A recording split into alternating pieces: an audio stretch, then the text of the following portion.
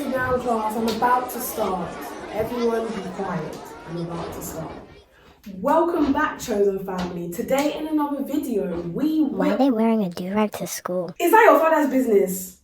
Anyway, we will be learning the basic terminology when it comes to the LGBT community. So, let's get started. The first definition is homosexuality. Homosexuality is the romantic attraction, sexual attraction, or sexual behavior between the same gender or sexes. As a sexual orientation, homosexuality is an enduring pattern of sexual, romantic, or emotional attractions, primarily or exclusively to people of the same gender. Most people tend to use gay or lesbian to describe same-sex attraction in the Western world. Homosexuality is a bit outdated. Next, we move on to bisexuality. Bisexuality is a sexual orientation in which there is an attraction to two or more than one gender and or sexes. Despite the bi prefix, bisexuality is a fluid and inclusive identity separate from heterosexuality or homosexuality and encompassing anything from attraction to two genders/sexes to attraction to all regardless of gender/sex. Therefore, bisexuality is not a binary orientation. So, if you're bisexual, you only like better women. What this is saying is that even though there is bi in bisexual, bisexuality is not limited to just two genders or sexes. The beautiful thing about bisexuality is that it's fluid and can rather be attraction to all sexes and genders rather than just two. It is up to a bisexual person themselves to define what that means to them. So now we move on to the definition of pansexual. Pansexual is the sexual attraction of people regardless of sex or gender. It may also be defined as attraction to all genders. Gender and sex are insignificant or irrelevant in determining whether they will be sexually attracted to others. Who threw that? Me? Isn't this the same as bisexuality? Some people believe so. However, this is not the view of everyone. And so part of learning is allowing people to find comfort and identification in specific terms and with these labels, whether we understand them or not. Now, let's move on to asexual. Asexual is an umbrella term that exists on a spectrum. It describes a variety of ways in which a person might identify.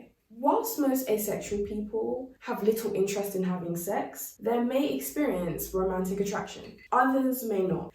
And right here, I am showing you the diagram of asexual attraction. So as you can see, you have sexual orientation on one side and romantic orientation on the other side. You have to pick from one column. So 1 point, we have asexual. This is a person who does not experience sexual attraction at all. Then we have grey sexual. This is a person that experiences sexual attraction to a very minor degree.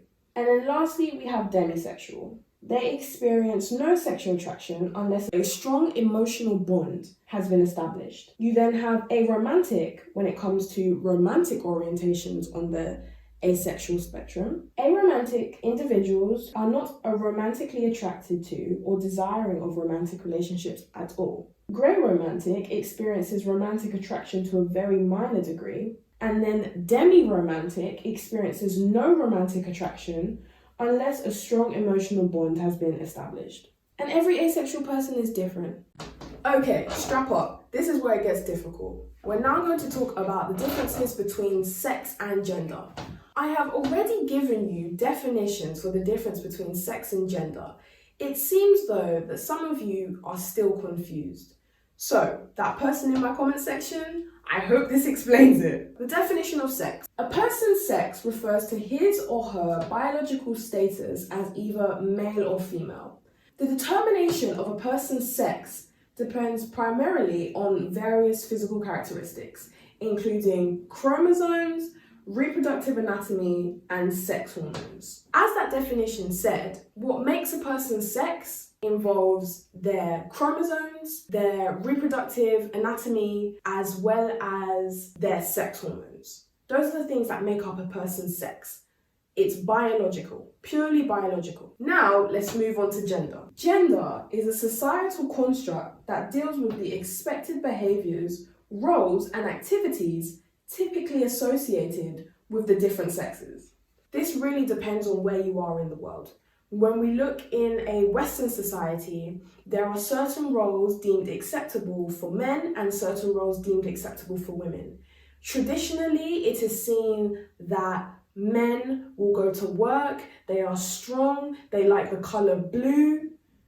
Traditionally, for women, they should have babies, they stay at home, and they cook and they clean, and that is what they're supposed to do. Gender depends on where you live, to the associated roles and accepted roles and behaviors you are supposed to do as your given gender. Let's compare the two. Like I said before, sex is biological. This is about your chromosomes, your sex hormones, as well as your reproductive anatomy.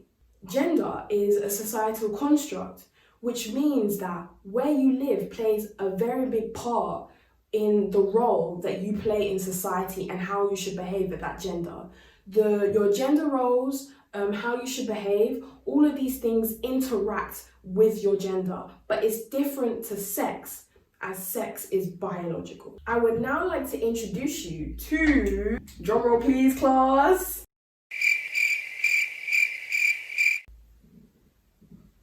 no one? Okay. The genderbread person. So, look on the screen, everyone. Pow! We have the genderbread person. As you can see, the genderbread person shows different parts of you and explains how this matches up with certain things. So, at the top, you can see the brain. The brain shows your identity. This is how you feel inside. Your orientation, who you love. That is the heart, as you can see. Your sex, that's biological, as I've said before, and then your expression, how you express that. I talked about that in my non-binary video, so if you want a definition of expression, go watch that video. And we have all the different scales. Gender identity, you can see on one end is woman, other end is man, in the middle is genderqueer or non-binary, like me. We've got gender expression, feminine, masculine, androgynous in the middle. Biological sex, female, male, and intersex, and then sexual orientation, heterosexual, bisexual, and homosexual. Next definition, bam, transgender. Transgender is relating to or being a person whose gender identity differs from the sex the person had or was identified as having at birth. Next definition, non-binary. Non-binary is an umbrella term to describe people who identify with a gender outside of the gender binary and can be categorized under the trans umbrella, although not all non-binary people identify as trans. What is the gender binary? That is a very good question, Monkey.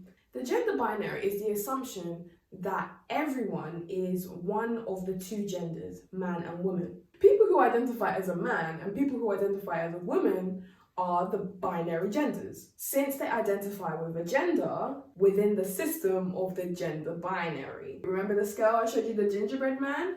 When we got to gender identity, there was man on one side and there was woman on the other. A non-binary person simply identifies with a gender that is not man or woman. And last but not least, we have the definition of intersex. Intersex is a general term used for a variety of conditions in which a person is born with a reproductive or sexual anatomy that doesn't seem to fit the typical definitions of male or female. For example, a person might be born appearing to be female on the outside, but having mostly male typical anatomy on the inside.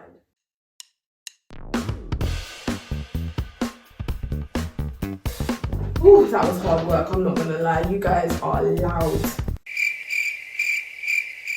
Anyway, this is all for the lesson today. For homework, I want you all to memorize the words